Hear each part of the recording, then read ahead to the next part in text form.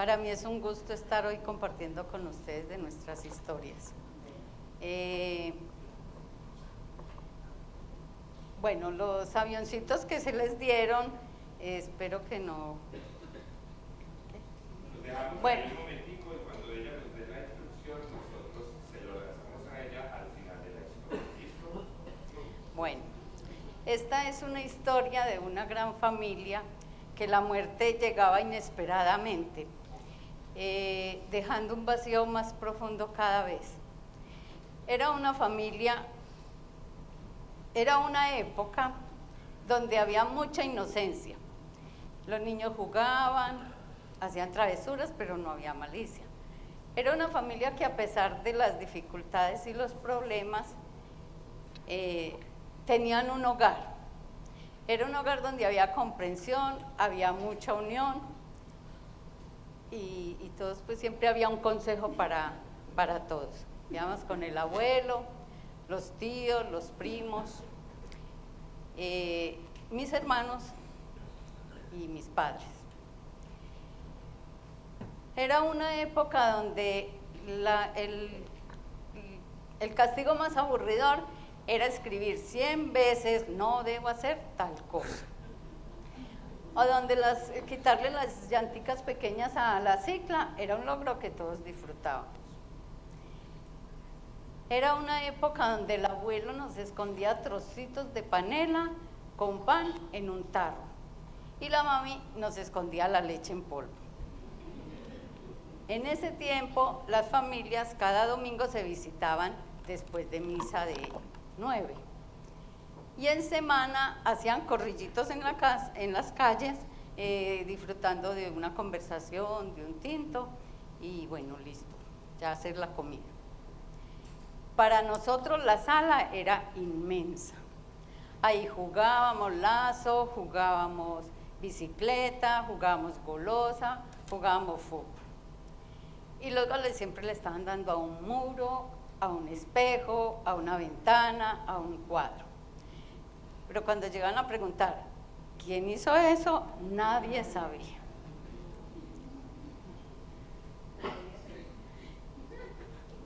Y todos castigados. Sí, a escribir, no debo hacer esto. Bueno, aquí en algún momento alguien ha soñado con volar. Bueno, cuando yo era niña, no, más bien un poquito más de niña, yo soñaba que corría por una montaña alta, alta, alta, alta, alta. Y al llegar a la cima yo me tiraba a volar. Y me fascinaba sentir el airecito en el rostro, sentir el solecito en la espalda y ver las ciudades de lo alto. Alguna vez volé, aunque no fue muy alto, me estrellé. Fue el día que me volé de mi casa.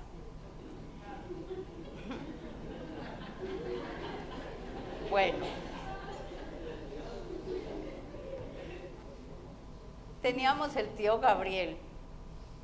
El tío Gabriel era un tío muy amoroso, nos dedicaba mucho tiempo, nos sacaba, le gustaban las motos, le gustaba ver películas y mantenía en su bolso los papeles y lleno de dulces para nosotros. La tía Flor no tuvo hijos. La tía Flor era tierna, pero era muy estricta con nosotros, nos quería mucho, pero sí nos daba mucha disciplina. Ella fue guardiana de la cárcel de mujeres del Buen Pastor.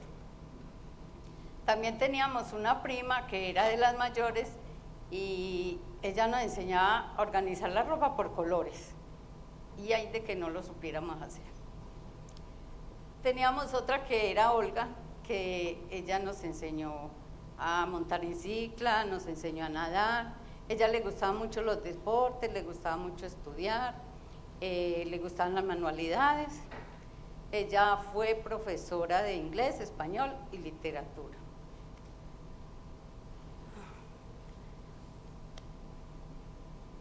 Bueno, mi hermano Jorge era el mayor. Él era muy serio, pero era muy formal.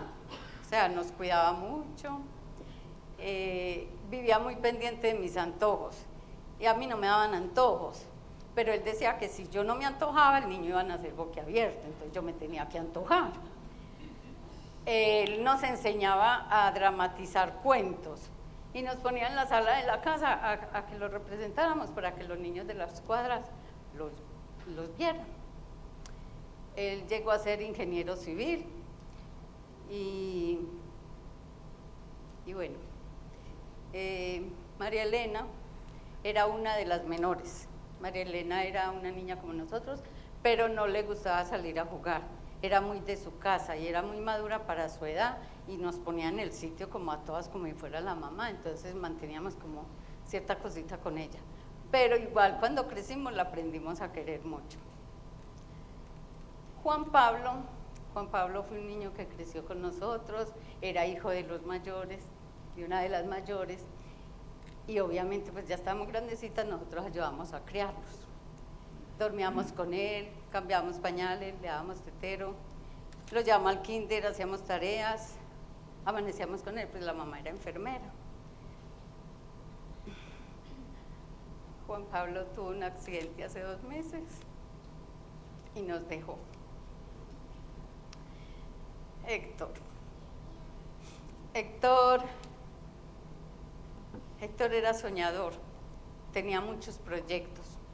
Cuando estaba en la universidad, mi hermano de menor entró a estudiar, y ya llevando 4º semestre, pues el menor, consiguieron novias, porque él era muy enamorado. Se pusieron a trabajar, pues porque ya tenían novias, entonces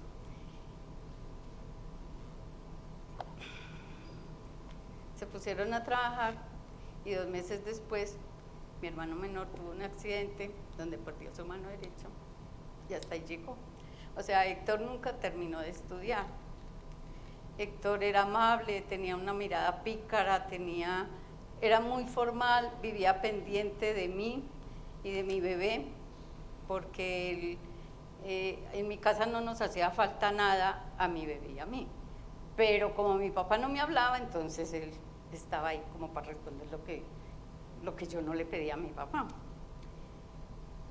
Héctor se independizó cuando fue grande, pero nunca dejó de ir a almorzar a la casa y nunca dejó de ir a comer. Y cada cierto tiempo Héctor iba y me sacaba a las 7 de la mañana de la casa, porque tenía que ir a ayudarle a arreglar el apartamento, arreglarle la ropa, y pues como teníamos tan buena relación, pues a mí eso no me hacía mella. Cuando yo tuve mi bebé, yo dije, que busque una de las otras, pero ellas no se dejaban. No, él no me decía nada a mí, sino que iba y sacaba a mi bebé y se lo llevaba, entonces a mí me tocaba irme detrás a arreglar el apartamento. Héctor era una plaga, era demasiado travieso. Héctor era, pues, o sea, yo los he querido mucho a todos, pero bueno, Héctor era así. Cuando Héctor ya estuvo más grandecito, hizo su familia, tuvo su bebé y decidió irse para los Estados Unidos. De allí él mandaba cosas para el bebé, pero es que ya no era un bebé, sino que ya era un niño. Entonces, por lo general, nunca lo que mandó le sirvió al bebé, porque pues ya era un niño. Él allí empezó a conquistar el cielo, a hacerse cómplice con el viento. Él era feliz. Él decía que se sentía libre, que le gustaba estar en el aire. Él trabajó en la base militar de paracaidismo de los Estados Unidos. Cada que podía venía y se iba para el Matasanos. En el diciembre del 90 él tuvo unas vacaciones y se vino. El caso fue que esas vacaciones se acabaron y él salió y se fue y había mucha neblina. Entonces lo devolvieron 2 semanas más porque habían cerrado pues la base. El 18 de enero del 91 hacía un sol resplandeciente, o sea, el día estaba muy bonito y él había madrugado mucho con su cometa. Como a las 10 de la mañana sonó el teléfono. La mami va y contesta. Y ella solo soltó el teléfono y se echó en llanto. Todos nos abrazamos pues al pie de ella a esperar que nos dijeran qué había pasado. Cuando ella solo dijo entre llanto, entre sollozos, entre la voz recortada, ella dijo, nos contó la noticia. Todos quedamos en shock. A mí se me oscureció el día, o sea, yo no volví a saber de mí porque es que... Y todos en ese mismo instante quedamos en silencio. Nunca nadie volvió a decir nada más de ese tema. Solo sabíamos que Héctor era feliz. Solo sabíamos que mucha gente le había dicho, no hagas eso, que eso es peligroso. Pero que era feliz. Tristemente, Héctor murió haciendo lo que más le gustaba. Y entre nube y nube se fue, nos dejó.